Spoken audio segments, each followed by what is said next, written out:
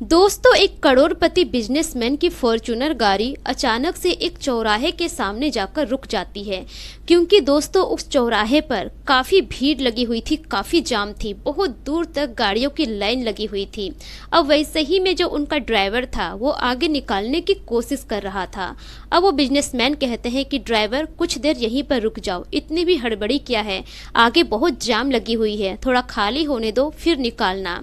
अब जो ड्राइवर था वो भी अपनी मालिक की बातों को मान लेता है और गाड़ी वहीं पर बंद कर देता है। लेकिन तभी थोड़ी देर के बाद वहां पर कुछ महिलाएं आ जाती है भीख मांगने के लिए और शीशा खटखटाने लगती है, आवाज लगाती है कि बाबूजी कुछ दे दीजिए। अब जो बिजनेसमैन थे शीशा नीचे करते हैं, अपने पॉकेट से कुछ नोट निकालते हैं और सभी को देते हैं। उसके बाद वो फिर से शीशा ऊपर चढ़ा लेते हैं। लेकिन उसके कुछ ही देर के बाद और एक महिला आती है वहां पर भीख मांगने के लिए और वो शीशा को थपथपाने लगती है और आवाज़ लगाती है कि बाबूजी आपने तो मुझे कुछ दिया ही नहीं, मुझे भी कुछ दे दीजिए। वैसे ही में जो बिजनेसमैन थे उनकी नज़र पड़ जाती है उस महिला पर। अब जो शीशे के अंदर से उस महिला को देखते हैं तो हैरान हो जाते हैं। अब उनको ऐसा लगने लगता है कि शायद मैं इस महिला को जानता हूं पहले से। उसी वक्त वो शीशा नीचे करते हैं। जब उस महिला को देखते हैं तो वो हैरान हो जाते हैं, क्योंकि वो भीख मांगने वाली महिला कोई और नहीं थी बल्कि उन्हीं की तलाकशुदा पत्नी थी, जिससे 5 साल पहले उनका तलाक हो गया था। अब तो वो देखकर हैरान हो जाते हैं और मन ही मन सोचने लगते हैं कि आखिर इसकी हालत ऐसी कैसे हो गई। तलाक के वक्त तो मैंने इसे 40 लाख रुपए एलिमनी के भी दिए थे। लेकिन उसके बाद जो उनकी तलाकशुदा पत्नी थी वो हाथ नीचे कर लेती है और मुंह फेर लेती है। आखिर उन दोनों का तलाक क्यों हुआ था? एक बिजनेसमैन की पत्नी तलाक के बाद इस हालत में कैसे आ गई थी कि भीख मांगने के लिए मजबूर हो गई? आइए जानते हैं इन दोनों की पूरी कहानी। दोस्तों, आज की कहानी काफ़ी रोचक और काफ़ी इंटरेस्टिंग कहानी है। आइए जानते हैं पूरी कहानी इस वीडियो में। पर वीडियो में आगे बढ़ने से पहले आप सभी से एक ही रिक्वेस्ट है कि वीडियो को लाइक कर दीजिए और चैनल को भी सब्सक्राइब कर दीजिए ताकि मेरा हौसला बढ़ता रहे। दोस्तों, मेरा नाम है तबस्सुम खातून और आप सभी का मेरे चैनल पर स्वागत है।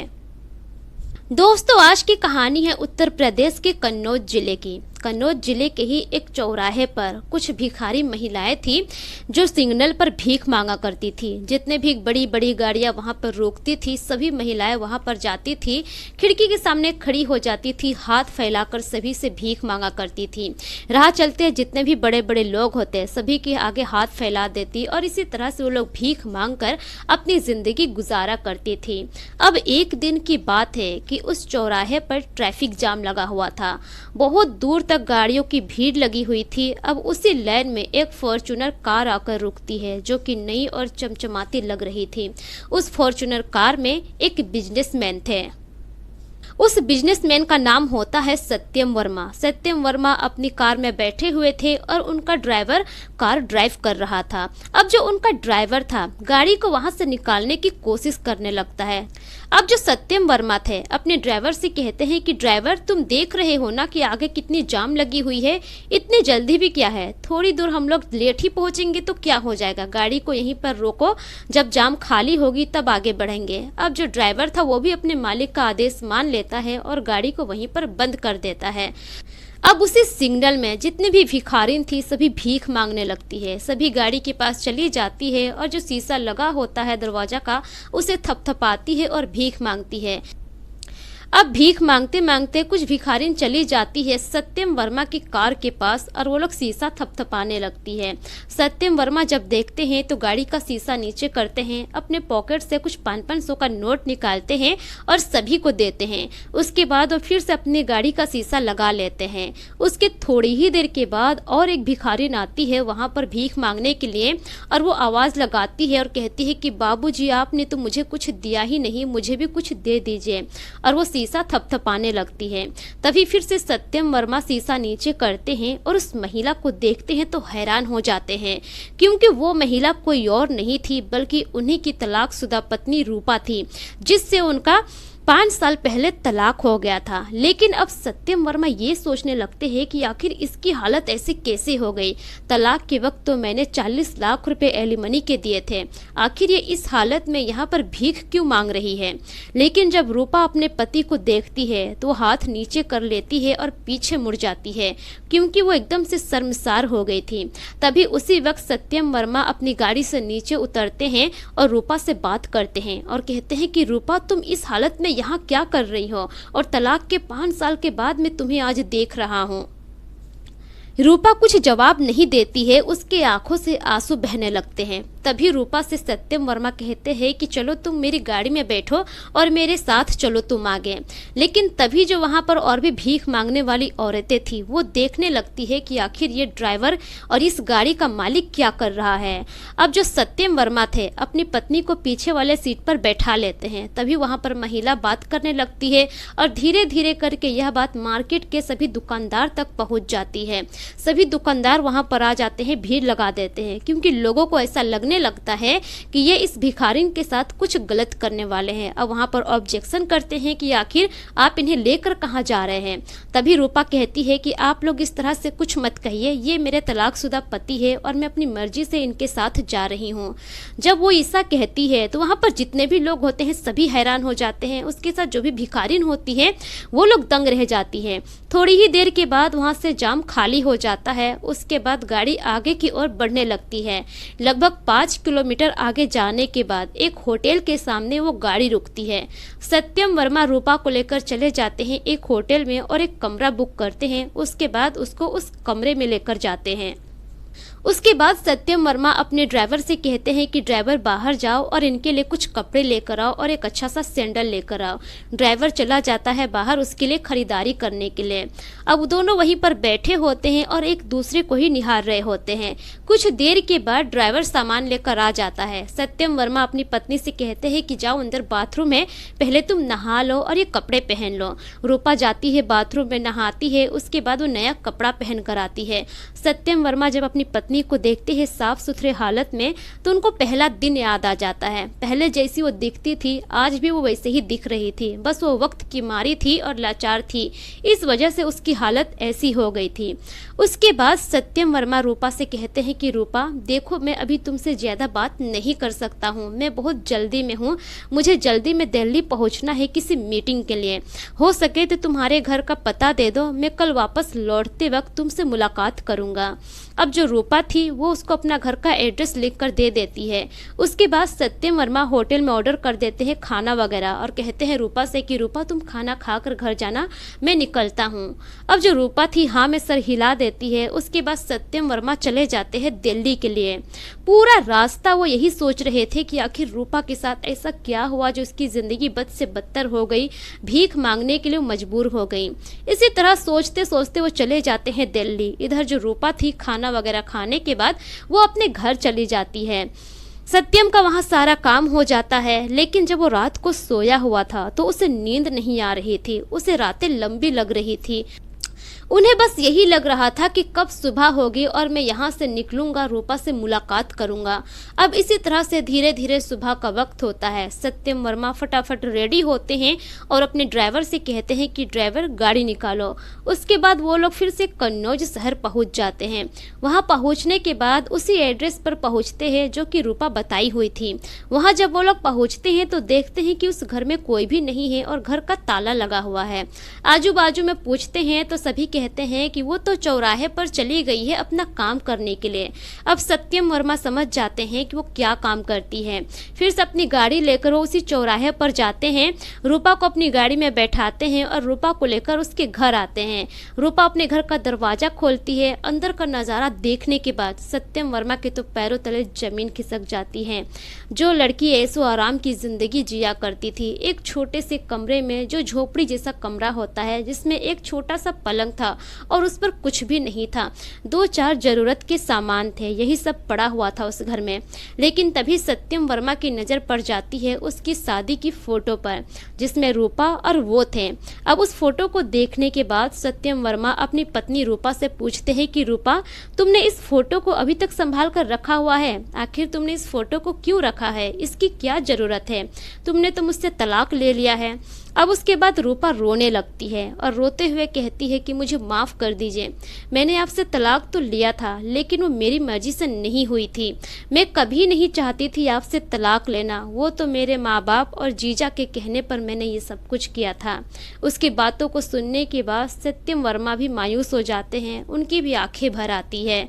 उसके बाद रूपा सारी बातें बताती है। सत्यम वर्मा जब पूछते हैं कि आखिर हुआ क्या था और तुम तलाक मुझसे क्यों ली थी, रूपा जो कहानी बताती है जिसे सुनने के बाद सत्यम वर्मा भी दंग रह जाते हैं। दरअसल रूपा की शादी 19 से 20 साल की उम्र में ही हो गई थी। उस वक्त वो ज़्यादा मैच्योर भी नहीं थी। रूपा देखने में बहुत खूबसूरत और बहुत हसीन थी। रूपा के परिवार में उसके मम्मी पापा थे, रूपा का एक भाई था और रूपा की एक बड़ी बहन थी जिसकी शादी हो गई थी। अब रूपा के परिवार वाले रूपा के लिए रिश्ता देखने लगते हैं। वो लोग बहुत घर खंगालते हैं, बहुत घर देखते हैं। उन लोगों को मालदार लड़का चाहिए था जो कि करोड़पति हो, क्योंकि रूपा के जो जीजा थे उनकी यही सोच थी कि करोड़पति घर में रूपा की शादी होनी चाहिए। अब उसके जीजा के मन में क्या था वो तो वही जाने। जब वो लोग सत्यम के बारे में जानते हैं और सत्यम के घर में जाते हैं उसे देखने के लिए, तो सत्यम का घर, उसकी प्रॉपर्टी और उसका बिजनेस देखकर वो लोग ललच जाते हैं और उसकी बिजनेस की वजह से ही, प्रॉपर्टी की वजह से ही अपनी बेटी की शादी, रूपा की शादी वो लोग सत्यम से फिक्स करते हैं। और सत्यम के परिवार वाले भी बस इसीलिए लड़की को पसंद करते हैं क्योंकि लड़की देखने में बहुत खूबसूरत थी। रूपा का रूप जो था वो बहुत हसीन था, इसी वजह से उसके माता पिता और सत्यम भी पसंद कर लेते हैं। दोनों परिवार वालों की मर्जी से शादी होती है। रूपा विदा होकर अपने ससुराल चली जाती है। रूपा सत्यम को पाकर बहुत खुश थी। सत्यम भी रूपा से बहुत प्यार करता था। दोनों की जिंदगी खुशहाल भरी गुजर रही थी। शादी के एक हफ्ते के बाद ही दोनों हनीमून मनाने के लिए चले जाते हैं।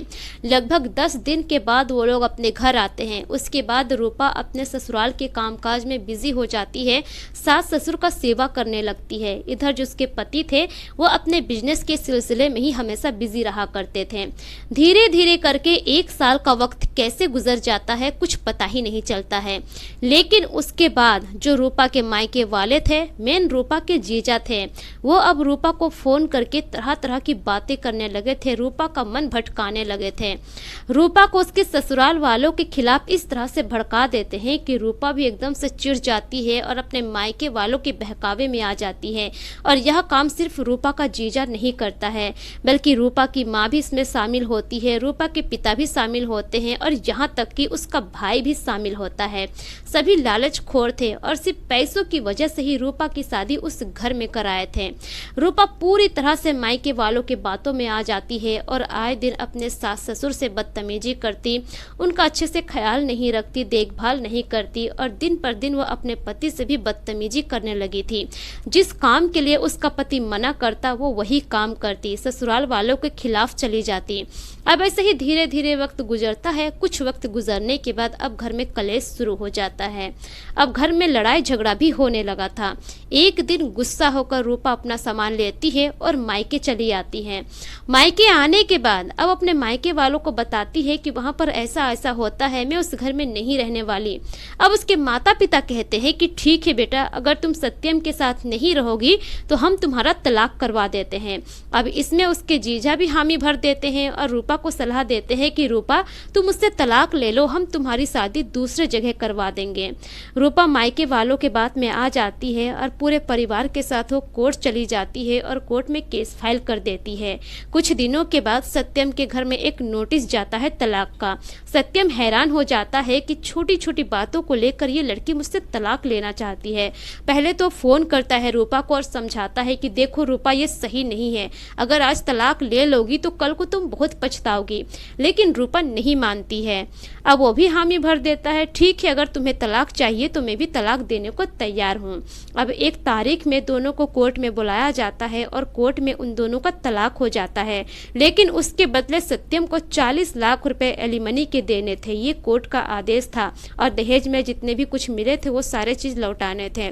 सत्यम भी हाँ कह देता है, वहीं पर 40 लाख का चेक दे देता है और साथ ही जो भी दहेज का सामान था वो भी अपने घर से एक ट्रक में लदवा कर उसके घर भिजवा देता है। उसके बाद दोनों अलग हो जाते हैं। रूपा अपने मायके वालों के साथ रहने लगती है। सत्यम रूपा से अलग होकर बहुत उदास था। बिजनेस में भी उनका मन नहीं लगता था, लेकिन किसी तरह से अपने आप को संभालते हैं और अपने कामकाज में लग जाते हैं। लेकिन इधर जो रूपा थी वो मस्ती में थी, अपनी जिंदगी अच्छे से गुजार रही थी और उसके जीजा, उसके मायके वाले बहुत खुश थे क्योंकि वो लोग अपने प्लान में सक्सेस हो चुके थे। अब धीरे धीरे करके रूपा के मायके वाले और उसके जीजा धीरे धीरे करके सारे पैसे ले लेते हैं और रूपा को पता ही नहीं चलता है। 1 साल का वक्त भी नहीं होता है और रूपा से सारे पैसे ले लेते हैं। उसके बाद जो रूपा के जीजा थे वो रूपा से कहते हैं कि रूपा, अगर तुम कहीं पर अपना कुछ घर बना लोगी, जमीन ले लोगी, उसको दिखाकर हम तुम्हारी दूसरी शादी करवा सकते हैं। लेकिन अब तो रूपा के पास कुछ बचा नहीं था, सारे पैसे तो खत्म हो गए थे। अब यह बात यहीं पर खत्म हो जाती है। रूपा का जो एक भाई था उसकी शादी नहीं हुई थी, अब उसकी शादी हो जाती है। रूपा की भाभी आ जाती है घर में। जब रूपा की भाभी घर में आती है तो कुछ ही महीनों के बाद दोनों में खटपट शुरू हो जाता है। रूपा की भाभी रूपा को देखना भी पसंद नहीं करती थी क्योंकि रूपा की आदतें ही कुछ ऐसी थी। वो अपने घर में एक भी काम नहीं करती थी, सारा दिन सोई रहती थी, इधर से उधर पड़ी रहती थी और अपने मोबाइल में ही लगी रहती थी। अब उसकी भाभी को यह बात बहुत बुरा लगता है और धीरे धीरे करके उन दोनों के बीच भी कलेश होने लगता है। अब एक दिन की बात है कि रूपा के माता पिता भी उससे परेशान हो जाते हैं और रूपा को घर से निकाल देते हैं और कहते हैं कि तुम्हें जहां जाना है तुम जा सकती हो, अब इस घर में तुम्हारे लिए कोई जगह नहीं है। रूपा रोते हुए चली जाती है अपने दीदी और जीजा के घर में, लेकिन जैसे वो अपने जीजा के घर में जाती है उसके जीजा घर पर ही होते हैं। अब उसके जीजा कहते हैं कि देखो रूपा, मैं तुम्हें इस घर में पनाह नहीं दे सकता हूँ। जो लड़की अपने पति की नहीं हो सकी, जो लड़की अपने माँ बाप की नहीं हो सकी, वो लड़की हमारी क्या होगी। तुम्हें जहाँ जाना है तुम जा सकती हो, लेकिन मैं तुम्हें इस घर में पनाह नहीं दे सकता हूँ। अब रूपा रोने लगती है क्योंकि उसके पास अब कोई चारा नहीं था। पति से वो साथ छुड़ा चुकी थी, मायके वाले घर से निकाल चुके थे और जीजा और दीदी ने भी साथ छोड़ दिया था। रूपा रोते हुए अब चली जाती है आगे की तरफ। उसे अब समझ में नहीं आ रहा था कि वो कहाँ जाएगी, उसकी मंजिल कहाँ होगी। धीरे धीरे भटकते भटकते वो कन्नौज शहर पहुंच जाती है और एक चौराहे पर वो देखती है कि कुछ महिलाएं सिग्नल पर भीख मांग रही हैं। उसी महिलाओं के सामने जाकर वो खड़ी हो जाती है और भीख मांगने लगती है। जब 100-200 रुपया उसके हाथ में आता है तो पहले वो चली जाती है होटल में और कुछ नाश्ता पानी करती है। उसके बाद फिर वो उसी महिलाओं के सामने जाकर खड़ी हो जाती है और महिलाओं से अपनी परेशानी बताती है और कहती है कि मेरे पास कोई ठिकाना नहीं है, रहने के लिए घर नहीं है, कामकाज के लिए कोई ऐसा ऑप्शन ही नहीं है, क्या मैं आप लोगों के साथ रह सकती हूँ। अब जो महिलाएं थी वो कहती है कि हाँ, हम लोग बगल वाले गली में ही झोपड़पट्टी में रहते हैं, तुम वहाँ पर रह सकती हो एक रूम किराए पर लेकर और रोजाना यहाँ पर आ जाना हम लोगों के साथ भीख मांगने के लिए, हमारी जिंदगी भी ऐसे ही गुजर रही है। बस उसी तरह से वो वहीं चौराहे पर भीख मांगने लगती है और वहीं पर उसकी जिंदगी कटने लगती है। जब यह सारी बातें सत्यम सुनते हैं तो उनको बहुत दुख होता है, उनके आंखों से आंसू टपकने लगते हैं। तब जाकर वो रूपा से कहते हैं कि देख ली ना रूपा, तुम्हारे माँ बाप और तुम्हारे जीजा ने सिर्फ अपने फायदे के लिए तुम्हारा घर तुड़वा दिया, आज देखो तुम्हारी क्या हालत है। इसीलिए कहा जाता है कि शादीशुदा लड़कियों को कभी भी अपने मायके वालों के बहकावे में नहीं आना चाहिए, मायके वालों की बात नहीं सुननी चाहिए। तुमने हमेशा अपने माँ बाप के टच में रही, हमेशा उनसे बात करती रही, आज देखो तुम्हारी जिंदगी क्या हो गई है। उसके बाद सत्यम कहते हैं कि ठीक है, ये कुछ पैसे ले लो, मैं हर महीने तुम्हें खर्चे भेज दूंगा, लेकिन तुम अब ये सब काम नहीं करोगी, मैं जा रहा हूँ यहाँ से। तभी जो रूपा थी वो रोने लगती है और सत्यम से कहती है कि सत्यम, मुझे माफ़ कर दीजिए और प्लीज़ एक बार मुझे दोबारा मौका दीजिए, मुझे अपने साथ ले चलिए, मैं फिर से आपके साथ रहना चाहती हूँ। सत्यम कहते हैं कि मेरी माँ अब तुम्हें नहीं अपनाएगी, मेरी माँ जिस तरह से तुम्हारे लिए परेशान हुई है, मेरी माँ दोबारा कभी तुम्हें नहीं अपना सकती और मैं भी तुम्हें नहीं अपना सकता। उसके बाद सत्यम खड़े हो जाते हैं और कमरे से बाहर निकलकर चले जाते हैं अपने गाड़ी के पास और गाड़ी का दरवाज़ा खोलते हैं। तभी रूपा दौड़कर वहां पर चली जाती है, सत्यम के पैर पकड़ लेती है और कहती है कि माँ जी से मेरी बात करवाइए, एक बार मैं उनसे बात करना चाहती हूँ। तभी सत्यम अपना फ़ोन निकालते हैं और अपनी माँ को फ़ोन लगाते हैं और कहते हैं कि माँ, आपकी बहू मिल गई है और वो आपसे बात करना चाहती है। तभी वो रूपा को फ़ोन दे देते हैं। रूपा अपनी सास से बात करती है और कहती है कि माँ जी मुझे माफ़ कर दीजिए, मुझसे बहुत बड़ी गलती हो गई, मैं दोबारा उस घर में आना चाहती हूँ, एक बार मुझे मौका दे दीजिए, दोबारा आपको कभी शिकायत का कोई मौका नहीं दूंगी, आप सत्यम को समझाइए। अब रूपा सत्यम को फ़ोन दे देती है। सत्यम की मम्मी कहती है कि बेटा तुम बहू को घर लेकर आओ। अब माँ का आदेश था, सत्यम को मानना ही था। सत्यम अपनी पत्नी रूपा को गाड़ी में बैठाता है और सीधे अपने घर लेकर चला जाता है। जैसे ही घर का दरवाज़ा खुलता है, उसकी माँ आरती की थाली लेकर खड़ी थी रूपा की स्वागत के लिए। अब आरती उतारती है, उसके बाद बहू को लेकर अंदर जाती है। बहू पैर पकड़कर रोने लगती है और माफ़ी मांगती है। उसके बाद सत्यम अपनी माँ से पूछते हैं कि माँ, जिस लड़की ने हमें इतना परेशान किया, हमें एलिमनी के 40 लाख रुपए देने पड़े, क्या इसको दोबारा अपनाना सही है? सत्यम की माँ कहती है कि बेटा, अगर सुबह का भूला हुआ शाम को घर वापस आ जाए तो उसे भूला हुआ नहीं कहते हैं। इससे जो गलती हुई है, इसको अपनी गलती का पछतावा है, हमें दूसरा मौका देना चाहिए। उसके बाद उसकी सास तो अपना ही लेती है, सत्यम भी अपना लेता है। उसके अगले ही दिन तीनों मंदिर जाते हैं। दोबारा से सत्यम रूपा से शादी करता है और आज रूपा अच्छी खासी जिंदगी गुजार रही है अपने पति के साथ। लेकिन यह बात रूपा के माता पिता, उसके दीदी जीजा को भी पता चलता है कि सत्यम ने फिर से रूपा को अपना लिया है। वो लोग आते हैं, उससे मिलने की कोशिश भी करते हैं, लेकिन रूपा अपने मायके वालों से सारे रिश्ते नाते तोड़ लेती है, दोबारा कभी अपने मायके वालों से बात नहीं करती है। तो दोस्तों, ये रही पूरी कहानी आप लोगों के सामने। यह कहानी आप लोगों को कैसी लगी, अपनी राय कमेंट सेक्शन में जरूर दीजिए और जरा भी अच्छी लगी तो अपने दोस्त और रिश्तेदारों के साथ जरूर शेयर कीजिए। यह एक काल्पनिक कहानी है। इस कहानी को सुनाने का मकसद किसी के भी भावनाओं को ठेस पहुंचाना नहीं है।